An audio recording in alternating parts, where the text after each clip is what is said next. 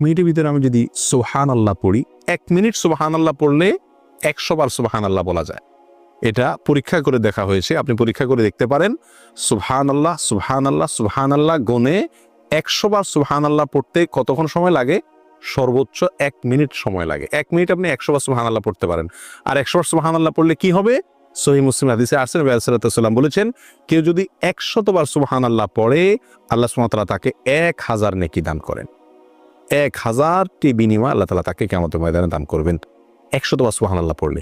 তাহলে প্রতিদিন যদি আমি 1 মিনিট সুবহানাল্লাহ পড়ি শুধুমাত্র, তাহলে প্রতিদিন আমি 1000 করে নেকির মালিক হয়ে গেলাম।